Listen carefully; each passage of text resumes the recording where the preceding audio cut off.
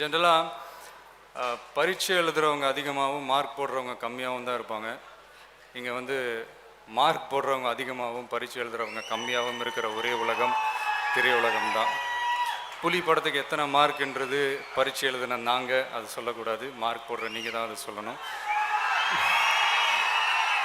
பாட்டை கேட்டுட்டு சொல்லுங்கள், படத்தை பார்த்துட்டு சொல்லுங்கள். தியேட்டரில்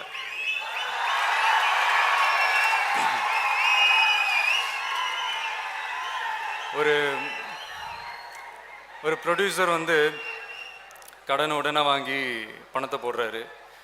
எத்தனையோ பேர் அதில் உழைப்பு போடுறாங்க. ஆனால் சில பேர் எதையுமே போடாமல் திருட்டுத்தனமாக ஃபோனில் எடுத்து நெட்டில் போட்டு எங்கள் எல்லாரும் குழம்பையும் மண்ணை போட்டு போயிடுறானுங்க. அதாவது ஒரு ப்ரொடக்ஷன்லேருந்து ரொம்ப அழகாக பிளான் பண்ணுறாங்க. ஒரு ஸ்டில்ஸ்னால் எந்த டைமில் ரிலீஸ் பண்ணணும், ஒரு டீசர்னால் எந்த டைமில் விடணும். அதுக்கப்புறம் இப்போ தான் என்னென்னமோ சொல்கிறாங்களே, ஃபர்ஸ்ட் லுக், செகண்ட் லுக், அப்புறம் வந்து என்ன மோஷன் போஸ்டரான், அதுக்கப்புறம் டீசரான். முன்னெல்லாம் நான் வந்து படம் பார்ப்பேன், படத்துக்கு ஒரு 10 நாள் முன்னாடி ஒரு ட்ரெய்லர் ஒன்று விடுவாங்க, அவ்வளோதான் எனக்கு தெரியும். இப்போ வந்து சரி அதை விடுங்க. இல்லை என்ன சொல்ல வரேன்னா, ஒரு ப்ரொடியூசர் சைட்லேருந்து ஒரு டைரக்ஷன் டிபார்ட்மெண்ட்லேருந்து இவ்வளோ அழகாக பிளான் பண்ணும்போது யாரோ ஒருத்தர் வந்து அந்த திருட்டுத்தனமாக ஃபோனில் எடுத்து அதை நெட்டில் விட்டு அது ஒரு குழப்பி இதனால் என்ன சந்தோஷம், என்ன சாதிக்கிறாங்கன்னு எனக்கு புரிய மாட்டேங்குது. இது எப்படி இருக்குன்னா, இது வந்து நான் எனக்காகவோ என் படத்துக்காகவோ பேசலைங்க, எல்லாருக்காகவும் எல்லா ஹீரோஸ் படத்துக்காகவும் தான் நான் பேசுகிறேன். இது எப்படி இருக்குன்னா, வயிற்றில் ஆரோக்கியமாக வளர்ந்துட்டுருக்கிற ஒரு குழந்தை சுகப்பிரசவம் ஆகிறதுக்கு முன்னாடியே இது சிசேரியன் பண்ணி சாகடிக்கிற மாதிரி. ஒருத்தரை நம்பி ஒரு வேலையை ஒப்படைக்கும் போது அந்த அந்த அந்த நம்பிக்கையை கெடுக்கும் போது தான் உண்மையிலே ரொம்ப கஷ்டமாக இருக்குது. எனக்கு உண்மையாக ஒருத்தரை வெறுக்க தெரியும், பொய்யா ஒருத்தரை நேசிக்கவே தெரியாது. என் மூஞ்ச காட்டி கொடுத்தேன்.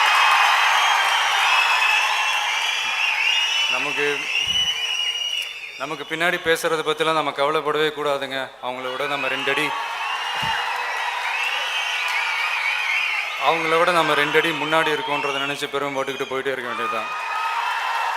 என்னோட பிகினிங்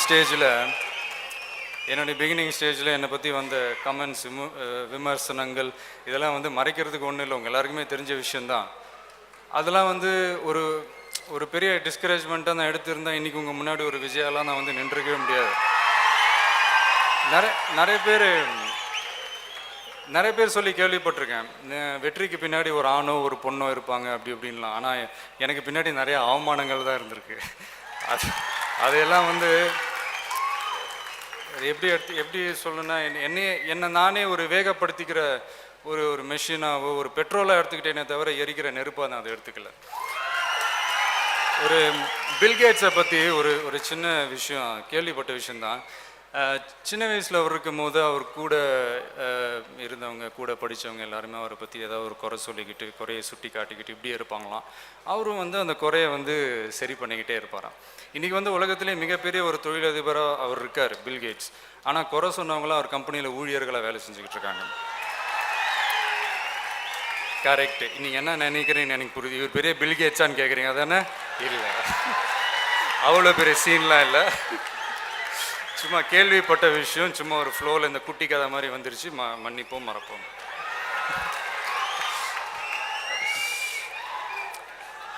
அதாவது கடவுள் முன்னாடி மண்டி போட்டால் யார் முன்னாடி எழுந்து நிற்கலாங்க?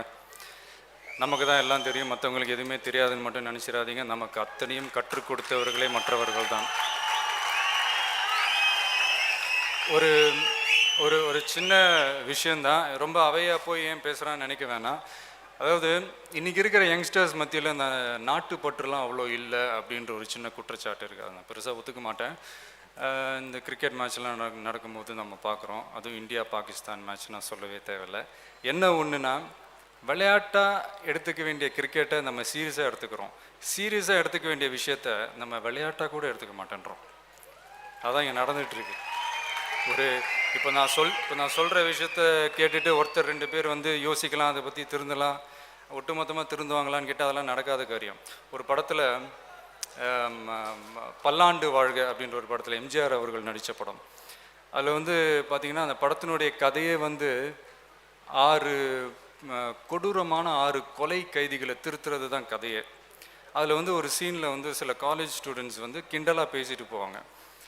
இந்த 6 கைதிகளை திருத்திட்டிங்கன்னா இந்தியாவே திருந்திருமா அப்படின்னு கேட்பாங்க. அதுக்கு எம்ஜிஆர் அவர்கள் வந்து ஒரு இந்தியா மேப் எடுத்து அதுக்கு பின்னாடி ஒரு மனுஷனோட முகத்தை வரைஞ்சி அதை தாறுமாற கிழிச்சு கீழே போட்டுருவார். போட்டுட்டு சொல்லுவார், அதில் அந்த இந்தியா மேப்பை ஒன்றா சேர்க்கறதுக்கு ட்ரை பண்ணுங்க அப்படின்னு சொல்லுவார்.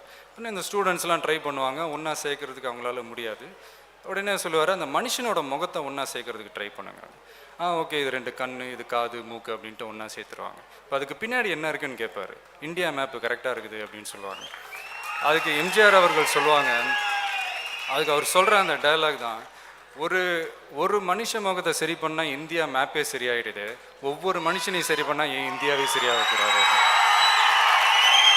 இது இது இது நான் ஏன் இங்கே வந்து உங்ககிட்ட பேசுகிறேன்னு எனக்கு தெரியவே இல்லை. சும்மா எனக்கு அந்த படமும் சரி, அந்த கதையும், அந்த சீனும், அந்த டயலாகும் ரொம்ப நாளாக மனசுக்குள்ளேயே இருந்துச்சு. சும்மா உங்ககிட்ட ஷேர் பண்ணிக்கணும்னு ஆசைப்பட்றேன், அவ்வளோதான். அடுத்த நிமிஷம் நிச்சயம் இல்லாத வாழ்க்கை. முடிஞ்ச வரைக்கும் எல்லாரையும் சந்தோஷப்படுத்துறதுக்காக வாழ்ந்தால் அந்த வாழ்க்கை அர்த்தமுள்ளதாக இருக்கும். அதையே எனக்கு தொழிலாக கொடுத்த ஆண்டவனுக்கும் அந்த தொழிலுக்கு அஸ்திவாரமாக இருக்கிற என்னுடைய ரசிகர்களுக்கும் என்னுடைய நன்றி. எனக்கும் என் ரசிகர்களுக்கும் மற்றவங்களை வாழ வச்சு அழகு பார்க்கறதுக்கு தான் பிடிக்கும். என்ன நண்பா, இன்னைக்கு இந்த ஃபங்க்ஷனுக்கு வந்த எல்லாருக்கும் இவ்வளோ தூரம், அதாவது சிட்டியில் கூட இல்லை, மகாபலிபுரம் வரைக்கும் வந்து இதில் வந்து கலந்துக்கிட்ட எல்லாருக்கும் என்னுடைய வணக்கம். முக்கியமாக டிஆர் சாருக்கு என்னுடைய வணக்கம். தேங்க்யூ.